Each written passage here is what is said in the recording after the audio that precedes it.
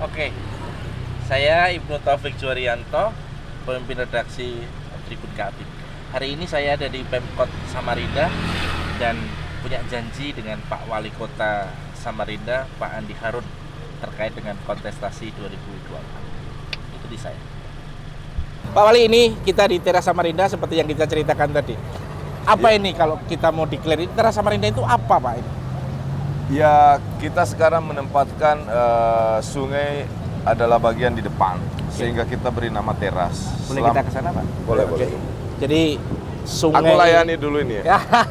sungai ini adalah menjadi depan sebenarnya, harus menjadi apa ya, kayak macam sudut pandang utama gitu, Pak. Menghadap ke sini semua gitu kan kira-kira? Iya, karena selama ini Mahakam, Karamemus menjadi titik nadir ekonomi kita di Samarinda.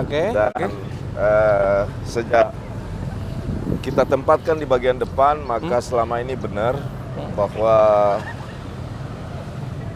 selain kita menjadikan ini sebagai sarana untuk melihat memelihara sungai, juga sebagai tempat ruang publik. Ruang publik. Ya, ruang publik. Oke, kalau ruang publik ngomong peradaban kota, sebenarnya ini bukan bangunan fisik semata. Kira-kira. Oh iya, benar. Bukan Jadi ini Pak Wali memberikan ruang bagi masyarakat Samarinda untuk mimpi begitu kira-kira. Ya, Bercita-cita Ya. begitu. karena memang kan dalam kepemimpinan periode ini yang tidak normal 3 tahun, 3,5 tahun ini, saya lebih pada ingin mempertontonkan showcase model. Showcase model itu adalah model kepemimpinan itu harus begini, harus simple, kemudian easy going, kemudian kepemimpinan bergembira. Nah, dengan hadirnya ini, rupanya Samarinda ini sebuah daerah yang sangat indah. Ya, dan tradisi orang Samarinda itu rukun, dan mereka bisa bertemu di ruang seperti ini sambil yang saya maksud tadi showcase model adalah besok-besok yang akan datang. Kemajuan sebuah daerah, kemajuan sebuah negeri sangat ditentukan variabelnya bagaimana pemimpinnya memandu kemajuan itu. Apa ya poinnya? Agar masyarakat punya standar tinggi untuk memilih pemimpin. Mantap. Ya. Dan Teras Samarinda tidak sebatas bangunan fisik. Betul. Pak, boleh satu ini sebagai akhir daripada dialog kita panjang. Pak Wali wawancara ke warga, testimoni terhadap Teras Samarinda. Boleh ya? Boleh. Ini clear aja. Kita nggak pilih. Kita pilih. pilih Pak Wali yang pilih. Silakan. Iya. Pak Wali tanya apa pendapatnya tentang Teras Samarinda, apakah mereka senang atau gimana? Kita cari yang cewek aja, Pak ya. Iya. Oke, yang mana, Pak? Nah. Sebelum foto, Misi ya. saya mau nanya-nanya boleh? Apa, Pak? Wah. Enggak, gampang aja. Nama siapa dulu? Nama siapa? Ewi. Ewi, tinggal dari mana? Kartini, Pak. Tinggal Kasih di itu mana? Di Kartini, Pak. Di Kartini. Iya. Sudah berapa kali ke teras? Baru ini, Pak. Baru ini. Setelah masuk, apa yang dirasakan? Enak, Pak. Enak. Kayak bukan di Samarinda rasanya. Iya, kayak bukan di Samarinda. Jadi senang dengan adanya ini. Iya, Pak. Menikmati sunset. Alhamdulillah. Mantap kan? Ya. Ya. Artinya Pak Wali ini warga yang kita nggak pilih. Betul. Langsung Dari hati. Dari hati. Berarti harapannya apa? Harapannya lebih baik lagi. Lebih baik lagi. Makin Lagi, tambah ya. lagi, diperluas lagi. Apalagi kalau banjirnya makin kurang ya. Iya, kan sudah diperbaikin Pak ya drainase. Ya. Kita foto dulu, Pak. Iya. Sesuai janji. Iya. Pak, kita akhiri ya. Pak Iya. Wali tentu pengen berdialog dengan banyak warga di Teras Samarinda ini. Beliau pengen menyapa warganya langsung dan kita akhiri. Pak Wali, terima kasih sekali. Pak Wali telah menghadirkan Teras Samarinda yang bukan ansih bangunan fisik, tapi memberi ruang bagi masyarakat Samarinda untuk bermimpi. Oke. Thank you Pak Wali. Lanjutkan 5 tahun ke depan. Kampanye dong. Nggak lengkap. Apa itu? Kalau lu nggak ke Siap. sana dong. Siap. Iya. Terima kasih Iya, Pak Wali. makasih. Keren, mantap.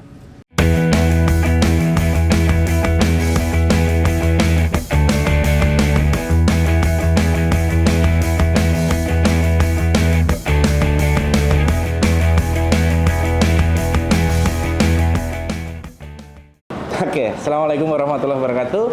Selamat siang, salam sejahtera untuk kita semua. Saya Ibnu Taufik Jorianto, perantakan kan, pemimpin redaksi Tribun Kaltim, dan sesuai janji tadi kita ketemu dengan wali kota paling radikal yang saya tahu setidaknya. Radikal dalam arti pemikiran dan juga actionnya radikal menurut saya. Dengan Pak Dr. Haji Andi Harun. Selamat siang, Pak Wali. Selamat siang. Sehat? Assalamualaikum. Waalaikumsalam warahmatullahi wabarakatuh. Nah, ini lupakan. Nah, ini sengaja gimmick biar beliau pasang sendiri kan gitu. Iya. Ini luar biasa. Saya ketemu dengan Pak Wali Kota Samarinda, Pak Dr. Haji Andi Harun, yang menurut saya radikal lagi-lagi. Pak Andi, ini sebelum kita kupas banyak hal, ini tentu tentang kontestasi 2024. Ya. Saya kepingin cerita dulu, Pak Andi ini siapa, dari mana asal-usulnya, kemudian bisa jadi saat ini kayak apa Pak Andi? Ceritanya sangat panjang. Saya memulai karir bidang politik itu di tahun 98. Oh, 98 ya? Ya, pasca reformasi. Reformasi, ya. oke. Nah, masa-masa kecil sampai kuliah, Ya. memang saya sudah tertarik dan interest di bidang advokasi. Oke, basic hukum soalnya ya? Ya, di bidang advokasi dan afirmasi terhadap isu-isu sosial dan kemanusiaan. Oke. Dan udah mulai aktif di kehidupan organisasi. Saya memimpin organisasi ekstra sekolah itu sejak kelas 2 SMP. Hah?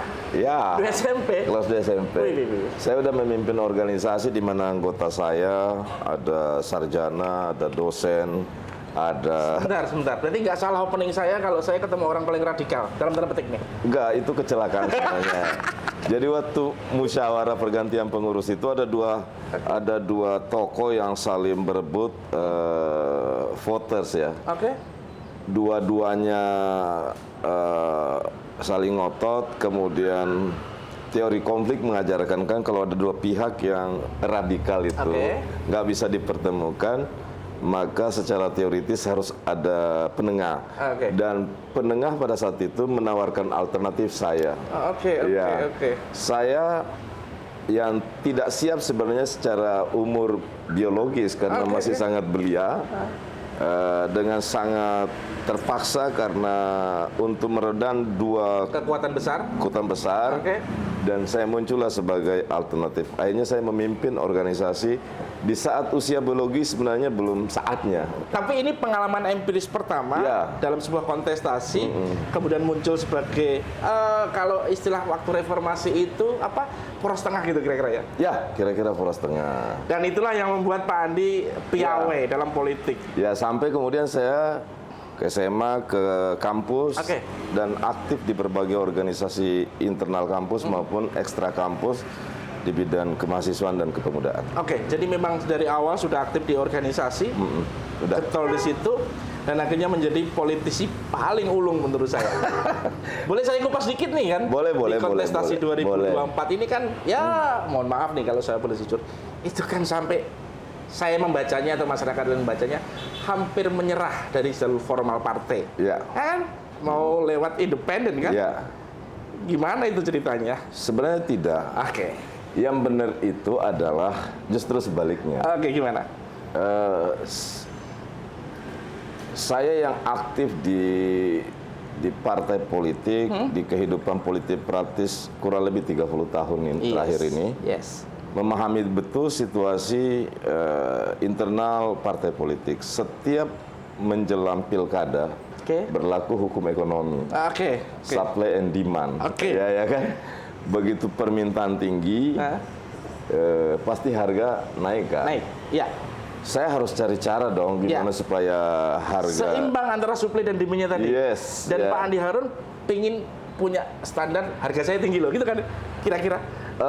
Enggak, saya ingin menormalkan tanda petik harga partai politik ya.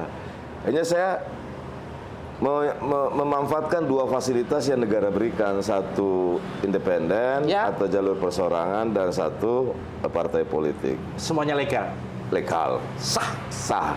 Nah, tapi kalau teman-teman melihat statement saya dari awal sampai terakhir konsisten, walaupun ada upaya masyarakat untuk menyediakan alternatif melalui jalur perseorangan, selalu saya katakan saya masih mengutamakan jalur partai politik. Ya. Kita tahu. Tapi memang diuntungkan juga oleh hasil survei di beberapa lembaga kredibel. Ya, katakanlah saya ambil contoh LSI Denijia, ya, PT Lingkaran Survei Indonesia Denijia, kemudian ada Pusdeham, ada Smart Politika. Isinya apa kira-kira? Isinya simpel saja itu. Pada umumnya walaupun ada angka yang mungkin berbeda 1-2 poin, tapi pada umumnya kesimpulannya sama. Rata-rata di angka 88,6%, mayoritas masyarakat Samarinda masih menginginkan saya untuk memimpin kota Samarinda. Sombong. Enggak, hasil survei. Ya. Dan itu menjadi alat saya juga untuk membaca apakah saya masih boleh maju nggak di periode kedua. Argumentasi untuk menjawab itu saya harus membaca berbagai riset, baik yang saya lakukan sendiri maupun yang dilakukan oleh partai politik dan orang lain. Ternyata dari kesimpulan itu, rupanya masyarakat masih menginginkan saya. Kira-kira itulah. Itulah yang membuat saya sedikit agak confidence ya untuk maju dan menawarkan diri kembali meminta mandat dari rakyat. Nah, kira-kira gitu. Kita mau ke situ tapi nanti dulu. Kita masih kupas satu hal lagi terkait dengan basic beliau di politik.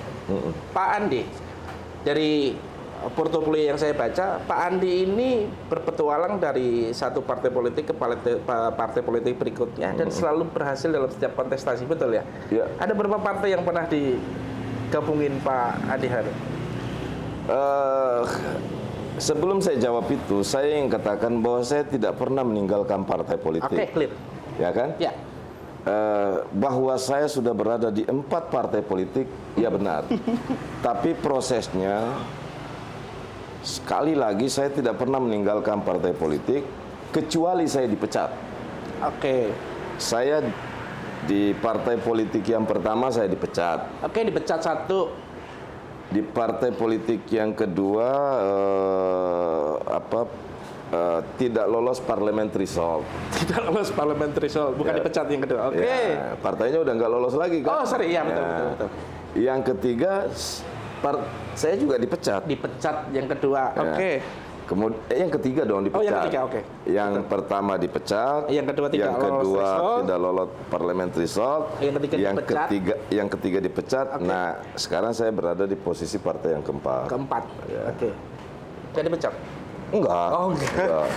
Dan saya sekarang berada di Partai Gerindra. Saya seorang loyalis yang dididik oleh Pak Prabowo untuk selalu taat, memegang jalur komando kebijakan Ketua Umum, Ketua Dewan Pembina Bapak Prabowo Subianto. Oke, saya mau quote yang ini. Beliau malang melintang di partai politik dan beliau mengatakan bahwasanya beliau seorang loyalis kecuali memang dipecat dari partai yang beliau ikutin. Dan itu dibuktikan sampai sekarang. Declare beliau bahwasanya beliau adalah kader Partai Gerindra yang loyal terhadap Gerindra maupun Pak Prabowo. Clear. Oke, itu latar belakang seorang Dr. Haji Andi Harun, wali kota Samarinda yang saya sebut adalah wali kota paling radikal lah kira-kira begitu. Baik, Pak Andi Harun, sebelum saya lewat sini, saya lewat karya nyata ini kira-kira. Iya. Tapi sebelum itu saya mau katakan, Pak, dulu awal-awal saya Samarinda, kira-kira 2 tahun yang lalu, teman-teman itu selalu mengatakan, saya dari Balikpapan kan? Iya. Jadi hati-hati kalau sampai ke Samarinda, maka Anda akan melihat peradaban yang kota-kota yang nggak jelas. Orang yang ngawur, trotoarnya nggak ketata. Itulah potret Samarinda sebelum seorang Andi Harun memimpin. Itu harus diakui Pak Andi Harun. Betul. Ada argumen soal itu? Sebelum kita ngomong yang sekarang? Ya dulu dikenal itu, Samarinda itu satu kalau pakai sintaksis bahasa Banjar ya. Oke. Satu rigat. Rigat. Oke. Rigat itu kotor. Berantakan, kotor ya. Ya, sampah di mana-mana. Yes. Yang kedua licat, Lica itu apa? becek. Becek. Oke. Becek karena ada banyak infrastruktur jalan belum nggak dibaikin, kurang Oke. maintenance. Oke. Yang ketiga kadap, Apa kadap? gelap Gelap. Ya. Oke. Becek, kotor, dan gelap. gelap. Itu Samarinda. Iya, Ya, oke. orang banyak mengenal Samarinda itu. Nah, akhirnya kemudian menimbulkan opini sehingga ini harus dibalik. Nggak boleh dibiarin terus begini, karena selain menciptakan persepsi negatif, terutama dari masyarakat luar, begitu pula kita tidak akan bisa membangun sebuah peradaban Ya. sebagai sebuah kota, apalagi ibu kota provinsi. Ya. Nah, dulu sampai ada adigium kan, udahlah nggak usah bicara banjir kalau di Samarinda. Malah kalau kita bicara soal apakah banjir di Samarinda bisa diatasi, hanyar ikam di Samarinda. Apa hanya kayak Hanyar ikam di Samarinda. apa itu? Jadi kalau ada yang mendiskusikan soal banjir, Hampir Emang- mustahil kira-kira. hampir mustahil. Sampai kemudian hanyar ikam di Samarinda. Artinya, emang kamu baru di Samarinda kalau tahu gitu ya. Oke, Ya, ya.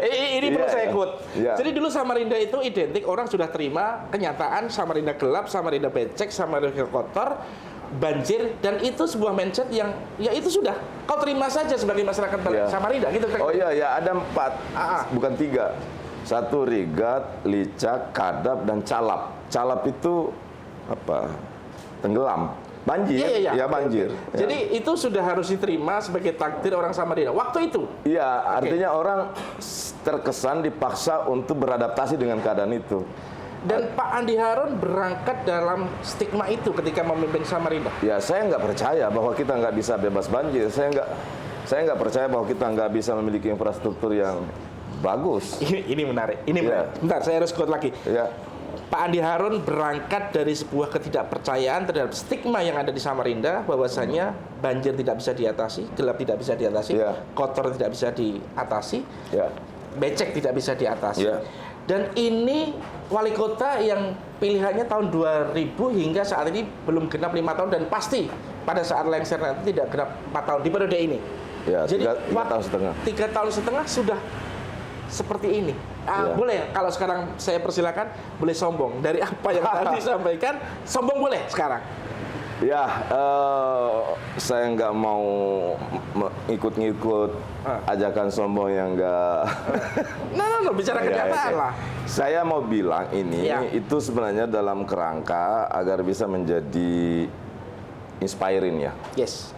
bagi daerah lain dan teman-teman di Samarinda sendiri. Tapi yang pasti kan rasanya airnya Samarinda lebih lancar dari Balikpapan kan ya? Oke.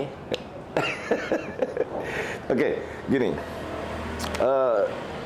Ketika saya mau mencalonkan diri atau sejak sebelumnya Oke. punya cita-cita untuk memimpin kota Samarinda, terlebih dahulu saya aktifkan imajinasi, mimpi, Oke. bahwa Samarinda bisa bebas dari banjir. Oke. Samarinda bisa menjadi kota bersih. Oke. Samarinda bisa menjadi kota terang. Samarinda bisa menjadi kota yang asik, kota yang keren.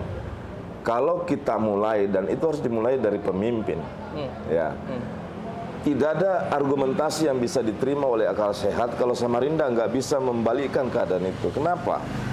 Kita punya APBD. Ya. Kita punya elemen dan faktor penting, misalnya birokrasi, kita punya perguruan tinggi, kita punya banyak hal untuk membalikkan keadaan itu. Potensi itu ada, peluang itu ada ya. Justru menjadi pertanyaan besar kalau Samarinda terus banjir, kalau Samarinda terus jalannya tidak bisa ditingkatkan, kalau nggak bisa keren, lalu kemana uang APBD? Yang 5,6 triliun. Sebelumnya sekitar 2,8 sampai 3 triliun. Loh. Berarti ada peningkatan juga dari Oh, sisi iya. Kalau kepala daerah hanya mampu dan bisa belanja, yang nggak perlu sekolah tinggi-tinggi jadi kepala daerah kan. Yang penting bisa baca tulis. Oke. Jadi ada uang, yuk tinggal belanjain. Harusnya juga berpikir selain pinter belanja juga harus pinter cari uang untuk membuka potensi pendapatan daerah supaya meningkat. Sebentar. Ini berarti ada penambahan signifikan ketika 3 tahun Pak Andi. Ya, saya dari 2,8 menjadi 5,7 triliun. Hampir 100% Pak Andi. Lebih. Wow. Jadi Lebih bukan 100%. hanya sesuatu yang tampak, sesuatu yang menjadi kapitalnya Samarinda juga berubah drastis. Ketika saya dilantik, kita dalam keadaan COVID yang sangat parah. Kita bermasker 2 tahun lamanya. Saya mengaktifkan imajinasi teman-teman di Pemkot. Ini COVID situasi yang sangat sulit. Dan kita tidak boleh berpangku tangan. Kita harus membuat inovasi agar keadaan yang krisis kesehatan ini kita bisa buktikan bahwa kita bisa nambah kok, kita bisa mengaktifkan dan bisa membuat inovasi, menambah penghasilan daerah. Karena penanganan COVID sendiri butuh biaya. Betul. Di samping itu kalau kita nggak melakukan itu pembangunan stagnan. Akhirnya kita genjot dengan memulai. Kalau saya kan juga berangkat dari dagang kecil-kecilan. Saya punya teori gini. Kalau kita mau nambah penghasilan, ini di teori dagang, di teori pengusaha. Kalau kita mau nambah penghasilan tapi keadaan tidak memungkinkan untuk membuat usaha baru, untuk menambah sektor pendapatan baru, maka yang kita lakukan adalah efisiensi. Ya. Apa yang kami lakukan? Saya ajak teman-teman di seluruh OPD dan kantor pemerintahan. Bisa nggak sih kita perlakukan kantor itu seperti rumah kita? Contoh misalnya kalau listrik di ruangan itu kita nggak pakai, kalau di rumah kita bisa kita berhemat, kenapa di kantor enggak? Masalahnya kenapa di kantor enggak? Karena kita nganggap untuk apa? Karena ini dibayar semua oleh negara, kan? Iya betul. Ya udah, kita matiin AC yang kita nggak pakai, kita matiin. Lalu efeknya nanti akan terjadi efisiensi pemakaian uang di bidang belanja operasi dan rutin. Kalau kertas yang selama ini kita pakai, ngapain kita beli kertas banyak-banyak? Sekarang udah pakai penyimpanan arsip itu bahkan sudah di iCloud kan? Ya, bukan lagi di hard disk atau di external hard disk. Kecuali arsip-arsip penting yang bersifat konfidensial yang masih membutuhkan pengarsipan fisik. Nah, kita bisa menghemat dari belanja kertas. Ya kan? Dan seterusnya. Ini ada yang menarik terkait mengajak, tidak gampang ya. Kalau yang mimpi cuman wali kotanya, OPD-nya tidak bisa bermimpi, sama. Tapi saya hold yang itu dulu. Saya mau lanjutkan terkait dengan Samarinda dulu, dan Samarinda dengan paradigma sekarang. Kalau saya sebagai orang luar Samarinda, saya akan mengatakan Samarinda sekarang lebih rapi, lebih homey, lebih nyaman. Kalau saya salah, mohon diluruskan Pak Wali. Iya. Kira-kira begitu atau ada tambahan? Tidak berlebihan. Karena pengakuan itu tidak hanya kita dengar hari ini, tapi kita dengar dari berbagai elemen masyarakat. Tidak hanya yang datang dari warga Samarinda, tapi dari masyarakat yang datang dari luar Samarinda. Wah, Samarinda sekarang berubah banget ya. Lebih beradab. Ya. Kan konsep peradaban itu sederhana sebenarnya. Kita ingin Samarinda, warga Samarinda yang dulu tidak care terhadap antri, ya mulai kita antri. Jangan mudah nyalip orang, karena itu bukan bukan ciri peradaban kota yang baik. Buang sampah sembarangan itu bukan peradaban yang baik. Nah, peradaban yang baik itu kita mau terlibat dalam kebersihan kota. Saya sampaikan terhadap protes warga, Pak Wali, saya mau buang sampah pada tempatnya tapi TPS-nya jauh. Saya balik. Kalau buang sampah yang tertib pada tempatnya, kalau ada TPS di dekat rumah, ya mungkin tertibnya itu butuh waktu belasan tahun. Kenapa kita nggak balik? Ya udah, aku nggak apa-apa jalan atau bermotor, berkendaraan agak jauh sedikit, tapi saya udah punya kontribusi walaupun sekecil itu terhadap kebersihan kota. Syukur-syukur juga apa yang kita lakukan itu bernilai ibadah kan? Jadi dapat komitmen terhadap pembangunan kotanya, tapi di sisi lain juga nilai ibadahnya kita dapat. Kira-kira gitu. Baik, tadi cerita sudah soal Samarinda dulu dan Samarinda perspektif hari ini yang ya oke lah, semua orang mengakui dan ya sombong boleh, karena sombong itu kalau ada dasarnya menurut saya boleh. Tapi tadi berdasar, kalau saya ingatkan, itu berawal dari ketidakpercayaan seorang wali kota Andi Harun bahwasanya ini nggak bisa diubah. Ternyata bisa. Tapi ada satu pertanyaan Pak Wali, nggak mungkin seorang wali kota bisa kerja sendiri dengan mimpinya, dengan sesuatu yang ketidakpercayaannya tanpa didukung oleh ASN atau betul. personel di seluruh Pemkot Samarinda. Pak Wali seberapa sulit mengajak teman-teman di Pemkot Balikpapan, Samarinda untuk berubah dan mengikuti mimpi Pak Wali? Lumayan sulit karena budaya birokrasi ASN kita di Samarinda dan di mana aja kira-kira? Ya sama lah ya. Ya sama lah. Tiba-tiba ia kedatangan seorang wali kota yang radikal. Ya rada-rada beginilah ya. Rada-rada preman. Enggak. Rada-rada yang mau cepat. Maunya sendiri. Mau cepat terus. Harus begini. Ya. Nah, oke. Saya bilang gini, saya ini seorang pimpinan yang harus memastikan bahwa masuk ke wilayah yang paling rinci dan detail. Oke. Ya. Saya juga belajar tentang teknis. Oke. Ya. Dan saya mengajak mereka untuk segera melakukan perubahan budaya kerja. Oke. Memang iramanya ada yang bisa beradaptasi dengan relatif cepat, ada juga yang belel-belel shock lah ya, lebih tepatnya tidak mau kultur shock. Tiba-tiba ada sebuah manajemen pengelolaan pemerintahan yang ya sangat speedy, kemudian detail, dan setiap laporannya saya periksa satu-satu. Benar nggak? Di depan mereka saya bilang kamu bohong. Sedetail itu? Ya, saya nggak suka gibahin orang di belakang. Kalau ada pimpinan OPD yang bohong, karena saya udah konfirmasi, saya udah tabayun, saya bilang kamu bohong, kamu dusta, dan untuk apa kamu bohong? Membohongi wali kota nggak ada gunanya. Yang rugi bukan wali kota, yang rugi itu masyarakat, yang rugi itu warga. Ayo kita sekarang berubah.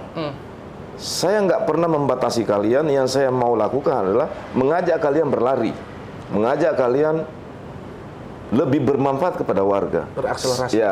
Saya ini punya amanah hanya 3,5 tahun. Alangkah rugi dan naifnya masyarakat memberikan saya kepercayaan, demikian juga kalian. Kalau kehadiran kita itu tidak bermanfaat, bersungguh-sungguh saja, serius saja, detail saja tidak cukup. Apalagi kalau tidak. Sendiri. Ayo. Nah, faktor kedua adalah mengapa selama ini terjadi kesemrautan? Pembangunan dilakukan secara parsial karena selama ini nggak punya master plan. Pembangunan secara holistik. Saya memulailah dengan melakukan perubahan RT/RW, rencana tata ruang wilayah. Karena sehebat-hebatnya kita, sepintar-pintarnya kita punya pengalaman apapun, kalau nggak ada kompas, nggak ada peta, kompasnya mau diarahin kemana? Iya kan? Iya, betul. Akhirnya kita bikin master plan. Ini ruang jasa, ini ruang perdagangan, ini ruang industri, ini ruang ekonomi, ini ruang sosial, ini ruang pertanian. Nah, lalu kita bekerja sama, koordinasi dengan Bappenas, melibatkan perguruan tinggi, bagaimana membangun kota dalam konsep urban design. Nah, saya ngajak mereka gini, kita harusnya lebih maju dari swasta. Kenapa? Kalau swasta itu mereka bayar gaji misalnya, mereka harus cari duit dulu. Iya. Sementara kita itu gaji udah disediain fasilitasnya oleh negara. Bahkan lengkap dengan fasilitas kendaraan dinas, apa segala macam. Rapat disediain snack, makan, ruang yang ber-AC. Kenapa harusnya kita jauh lebih maju? Iya. Saya membawalah konsep entrepreneur government. Entrepreneur Government. Oke. Artinya birokrasi yang budaya dan cara berpikir manajemen kinerjanya itu seperti swasta. Oke. Bekerja target. Iya. Contoh, kalau ada jalan rusak, ngapain rapat berulang-ulang kali? Kita turun langsung, berapa kerusakannya, berapa meter, panjangnya berapa meter, lebarnya berapa meter. Ini aspal atau rigid pavement. Berapa biaya yang dibutuhkan? Kerjakan. Rapat itu juga pemborosan. Kalian harus, kita disediakan snack, kita makan. Dulu mungkin pikirannya kalau ASN rapat itu pendapatan, Pak. Wah, Itu yang diutahkan. Ya. Kemudian yang kedua, kita harus manfaatkan uang APBD itu dengan baik. Iya. Kita belajar untuk tidak koruptif, Yes. tidak manipulatif. Supaya apa? Supaya hasil dari APBD itu banyak yang bisa dilihat oleh masyarakat. Nah, akhirnya mereka nanya gimana caranya. Satu saja yang saya mau awal-awal tuh, yang saya mau lihat. Kalian tidak banyak di kantor. Oke. Ya. Keluar. Turun ke lapangan. Ngapain kalian di ruangan itu? Ngurusi kertas mulu dari pagi sampai sore. Yang dibawa itu Pak Kadis Pertanian. Aku tanya sekarang, berapa produksi ikan tawar, budidaya ikan tawar Samarinda hari ini? Sekian ton. Tahun depan targetmu berapa? Oke. Akan kutagi tahun depan ya. Jika you nggak bisa, maka you secara langsung maupun tidak langsung mengakui bahwa Anda tidak mampu. Oke.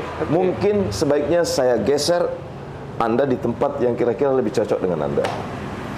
Kemudian PUPR, berapa banyak titik genangan banjir kita sekarang? Oke. Berapa panjang jalan kita yang mengalami kerusakan? Dah, kurangin tahun depan.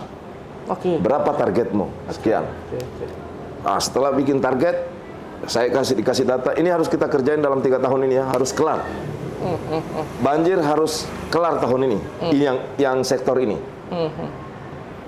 Masyarakat, warga itu pada akhirnya akan tahu, walaupun belum bisa tuntas 100%, tapi ada tren pengurangan banjir, ada tren peningkatan kapasitas jalan yang baik, kemudian segala hal lah. Kadis Pertanian, berapa produksi hasil pertanian kita hari ini? Beras misalnya. Wah, kita masih butuh waktu bertahun-tahun untuk menghilangkan ketergantungan. I know, I see itu. Tapi yang saya maksud adalah produksi pertanian kita harus kita tingkatkan. Nah, sekarang itu semua alat ukurannya real, konkret, nggak bisa asal Bapak senang, karena saya periksa satu-satu. Ya itu. Pertanyaannya Pak, resisten enggak? Atau ada penolakan enggak? Atau ada perlawanan enggak? Mungkin waktu mereka culture shock itu, dalam intinya, wah ini kok begini banget. I don't care. Oh gitu? Saya nggak peduli. Kenapa? Karena saya amat yakin betul bisa. Jalan yang kita pilih, metodologi yang kita pilih ini tujuannya sangat mulia, agar bermanfaat. Bahwa ada penolakan di dalam hatinya selama itu tidak diverbalkan. Gitu ya? Iya, saya harus menggunakan fasilitas yang namanya performance development, membangun kinerjanya. Istilahnya Pak Wali nggak baper gitu. Enggak. Lo mau marah terserah, lo mau kecewa terserah. Yang penting saya maunya hasilnya nyata. Gitu aja kira-kira. Kan saya bilang sama kepala dinasnya, Pak Kadis, secara personality aku nggak boleh menegur kalian. Aku nggak boleh koreksi kalian. Di antara kalian ada yang lebih tua dari saya. Saya secara personality saya harus beradab. Tapi sebagai kepala dinas di sana ada tanggung jawab publik. Oke. Itulah yang saya tegur. Oke. Itulah yang saya ingin bangun. Oke. Itulah yang kita ingin motivasi. Oke. Agar kita lebih bermanfaat kepada masyarakat. Oke. Nah, gitu kira-kira. Frekuensinya sekarang, ini di penghujung hampir 3,5 tahun ini. Frekuensinya apakah frekuensi teman-teman ASN di Pemkot Samarinda ini sudah satu frekuensi, sudah bisa menerima wali kota yang maunya kayak begini, sudah masuk? 1 sampai 10 angkanya sekarang 8. Artinya sudah satu frekuensi semua kan? Yes, ya. Bisa dikatakan begitu? Tinggal butuh waktu sedikit, ya kira-kira kalau ditakdirkan lagi Tuhan memimpin Samarinda, kira-kira tahun pertama ya angkanya di 10. Baru mau saya tanya, sudah diduluin. Iya. Kan kalau saya Iya. sebut mudah-mudahan diaminkan kan. Ya udah, biar jadi saya yang doa. punya peran juga. Iya. Ketika frekuensinya sudah sama dan itu dibangun fondasi yang tidak gampang, 3,5 tahun, mungkin di tahun kedua ketiga baru terbentuk dan hasilnya sudah nyata, masyarakat Samarinda bisa melihat gitu. Ya. Artinya kalau 3,5 tahun tidak cukup, maka masih butuh lagi kan gitu. Apa yang kurang yang bisa dilakukan ketika nanti ini hampir pasti karena nggak ada calonnya, nggak ada lawannya begitu. Saya mau tanya Insya Allah. Pak, ini kira-kira 99% Pak Andi Harun akan melanjutkan di periode 2024-2029. Ya. Mimpinya apa lagi, Pak? Untuk Samarinda. Banyak sekali, tapi saya ingin memulai dari hal yang masih menjadi PR sekarang. Oke. Saya masih punya PR Ada mengendalikan daftarnya? banjir. Oke, banjir. Ya. Harus tuntas di periode kedua. Oke. Kemudian akses air bersih, saya masih punya PR 23%. Air bersih 20 tahun. Tahun periode kedua, Ya. insya Allah 100%. Karena saya udah dapat polanya. Oke. Ibarat mau bikin pakaian, yang susah itu kan pola. Oke. Bikin pola. Udah Sekarang pola udah ketemu. Oke. Petanya udah ada, tinggal kompasnya diarahin. Dan 5 tahun cukup. Cukup, Oke. sangat cukup. Kemudian mungkin kami akan masuk menitik beratkan, menaikkan sedikit volume kualitas sumber daya manusia. Oke. Ya, karena kita walaupun Samarinda itu IPM-nya paling tertinggi di angka 82% Sekaltim, tapi saya selalu ingin bicara bukan cuma soal indeks pembangunan manusia, Ya. tapi justru harus menjadi human capital index. Oke. Manusia itu harus menjadi modal. Oke. Dan hanya bisa menjadi modal kalau kita bisa jamin akses pendidikan yang berkualitas. Oke. Ya. Oke. Untuk bisa menghadirkan pendidikan berkualitas, tentu tenaga pendidik dan tenaga kependidikan juga harus berkualitas. Oke. Selain tentu bangunan fisik. Iya, Ya. oke. Kita tahun ini sudah memulai satu pilot project membangun sekolah terpadu berstandar internasional di SMP 16. Nanti saya undang lah Tribun nanti kalau udah selesai ya. Siap. Kita akan memperlakukan 2 kurikulum, Oke. kurikulum Merdeka dan Cambridge, supaya literasi di bidang bahasa, di bidang pengetahuan sains dan matematika itu kita meningkat. Ya. Karena ini berhubungan dengan produktivitas. Oke. Kita lemah di situ. Kita masih lemah dan kita harus bangun. SDM. Tapi saya yakinkan kita mampu. Oke. Kita mampu melakukan itu karena kita memiliki segalanya untuk membangun itu. Nah, itu. Oke. Dan terus membangun kota ini dalam konsep city urban design. Sebentar, itu masih relate ya. Jadi tadi Banjir. 2 Tata kota tata kota, dan pendidikan. ekonomi. Oh, ekonomi. Ya. Oke. Dan sumber daya manusia. Oke, Sumber daya manusia di dalamnya kan ada pendidikannya. Iya, betul. Ada lagi, Pak, mimpinya? Masih banyak, tapi nanti pada waktunya akan saya sampaikan ke publik dalam paparan visi misi. Oke. Saya dan pasangan, tentu kami dan tim tidak akan memilih kampanye mobilisasi kayak biasa di lapangan. Selain berbiaya mahal, juga kurang mengedukasi. Paling kan dandutan-dandutan, nyanyi-nyanyi, lalu masyarakat pulang dapat apa gitu. Iya, ya kan? nggak dapat isi. Ya, Kalah. nah ini nanti saya akan paparan visi misi. Saya akan undang semua perwakilan kecamatan supaya mereka lihat apa yang akan kita bangun dan mereka memiliki hak tagih kepada kami. Ya. Ya. Oke, tapi saya mau paksa. Waduh. Boleh dong. Iya. Banjir satu tadi disampaikan. Ya. Pokoknya PR besar di periode berikutnya adalah banjir. Yang kedua air bersih. Tadi, Yes. ya catatannya. Yang ketiga soal SDM tadi. Ya. 3 Pak. 3. Apa lagi Pak? Ekonomi. Oke. Apa Ya. lagi? Kita harus membangun Samarinda itu konsisten pada kota jasa. Oke. Dagang, dan industri. Oke. Ya. Ambil contoh aja ya. Ratusan ponton yang bolak-balik di Sungai Mahakam itu semua hampir 100% belinya di Batam. Itu kapal Pak, nggak perlu sekolah-sekolah tinggi banget. Kapal yang paling mudah dibuat. Cuma kita belum sinergi terhadap dunia pendidikan kita. STM kita itu jurusannya semua hampir tata boga, perhotelan. Kenapa kita nggak desain pendidikan kita berbasis pasar industri di sini dibutuhkan? Nah nanti kita punya tenaga, kita bangun industri perkapalan, nggak perlu jauh-jauh beli kan? Ya. Wah, you easy to say, but not easy to do. Iya, saya akui. Tapi kalau kita nggak mulai, kapan? Sebagaimana dulu banyaknya orang tidak optimis, banjir bisa dikendalikan. Iya.